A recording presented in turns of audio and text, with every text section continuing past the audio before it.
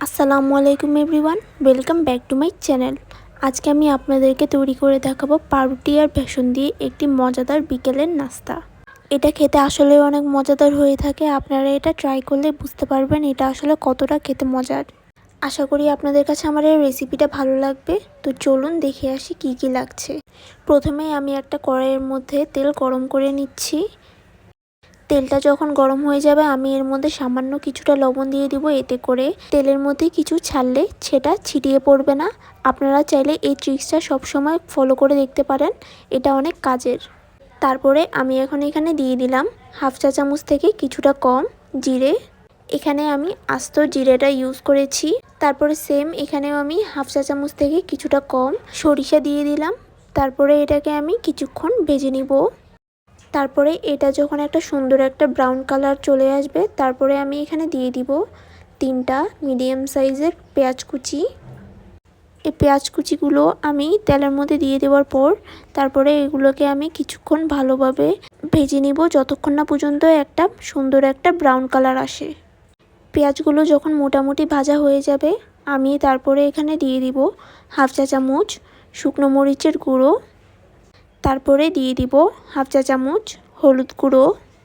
তারপরে আমি এখানে দিয়ে দিলাম হাফ চা চামচ গোলমরিচের গুঁড়ো। তারপরে দিয়ে দিলাম সামান্য একটু গরম মশলার গুঁড়ো। তারপরে আমি দিয়ে দিলাম 1 চা চামচ কুচি কুচি করে রাখা রসুন কুচি। তারপরে আমি এই সব কিছুকে আবারও একবার ভালোভাবে ভেজে নিচ্ছি এই মশলাগুলো সহ। তারপরে এই সব কিছু একেবারে ভালোভাবে নাড়িয়ে চাড়িয়ে নেবার পর আমি কিছুক্ষণ পর এখানে দিয়ে দিচ্ছি 2টা ছোট সাইজের কাঁচামরিচ, যেগুলো আমি কুচি কুচি করে রেখেছিলাম। সেগুলো দিয়ে দেওয়ার পর আমি এটাকে আবারও ভাজা শুরু করে দিলাম। তারপরে এটাকে কিছুক্ষণ ভেজে নেওয়ার পর আমি এখানে দিয়ে দিব 2টা বড় সাইজের আলু, যেগুলোকে আমি আগে সিদ্ধ করে রেখেছিলাম ভালোভাবে লবণ দিয়ে। তারপরে এগুলোকে আমি ম্যাশ করে এখানে দিয়ে দিয়েছি। তারপরে এই আলুটাকে কিছুক্ষণ নাড়িয়ে চাড়িয়ে এই মশলাগুলোর সাথে ভালোভাবে মিশিয়ে কিছুক্ষণ ভেজে নেওয়ার পর আমি এখানে দিয়ে দিলাম সবশেষে কিছুটা ধনেপাতা কুচি। এটা একটা সুন্দর একটা ফ্লেভার আনবে আর ঘ্রাণটাও সুন্দর আসবে। আপনাদের যদি এখানে লবণ প্রয়োজন হয় স্বাদ মতো আপনারা এখানে লবণটা দিয়ে দিবেন। আমার এটা এখন হয়ে গিয়েছে, আমি এখন চুলাটা বন্ধ করে দিয়েছি।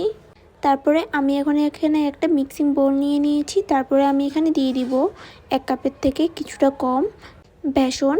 তারপরে আমি এখানে দিয়ে দিব প্রায় হাফ চা চামচ লবণ। আপনারা আপনাদের এখানে স্বাদ মতো লবণটা ইউজ করবেন। তারপরে দিয়ে দিলাম আমি হাফ চা চামচ হলুদ গুঁড়ো।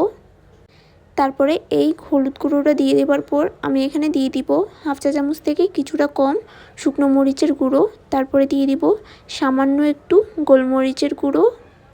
তারপরে এই সবগুলো শুকনো উপকরণকে আমি একসাথে ভালোভাবে একটা চামচের সাহায্যে মিশিয়ে নিচ্ছি।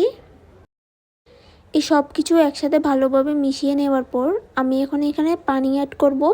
এখানে অবশ্যই পানিটা একটু একটু করে প্রথমে অ্যাড করতে হবে, না হলে কিন্তু একেবারে বেশি করে অ্যাড করতে নিলে কিন্তু এর ব্যাটারটা কিন্তু পাতলা হয়ে যাবে। এই ব্যাটারটা যদি পারফেক্ট হয় তার জন্য আমাদেরকে প্রথমে একটু একটু করে পানিটা অ্যাড করতে হবে। তারপরে বুঝে শুনে ব্যাটারটাকে পারফেক্ট করে রেডি করতে হবে। তার জন্য আমাদেরকে এখানে একটু একটু করে পানিটা অ্যাড করে দিতে হবে। আপনারা দেখতেই পাচ্ছেন আমি এখানে একটু একটু করে পানিটা অ্যাড করে আমি এই ব্যাটারটা তৈরি করে নিচ্ছি। এই তো আমার ব্যাটারটা এখন তৈরি করা হয়ে গিয়েছে। আমার ব্যাটারটা যখন এরকম চলে আসবে পারফেক্ট একটা টেক্সচারে, তারপরে আমি এটাকে একটা সাইডে রেখে দিব।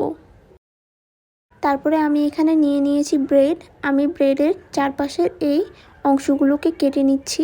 আপনারা চাইলে এই চারপাশের অংশগুলোকে কাটতে পারেন অথবা নাও কাটতে পারেন, এটা সম্পূর্ণ আপনাদের ব্যাপার। এটা একেবারে অপশনাল, শুধুমাত্র সৌন্দর্যের জন্য আমি এটাকে একটু কেটে নিচ্ছি।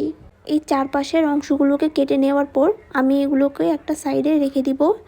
তারপরে আমি এই ব্রেডের মাঝখানে কেটে 4টা ভাগে ভাগ করে নিব এই ব্রেডগুলোকে।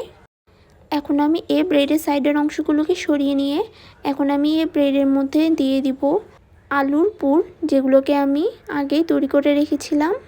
তারপরে আমি এগুলোকে একটা চামচের সাহায্যে এই ব্রেডের মধ্যে ভালো করে দিয়ে দিচ্ছি। আপনারা চাইলে এই আলুর পুরের মধ্যে যে কোনো ধরনের ভেজিটেবলসও ইউজ করতে পারেন।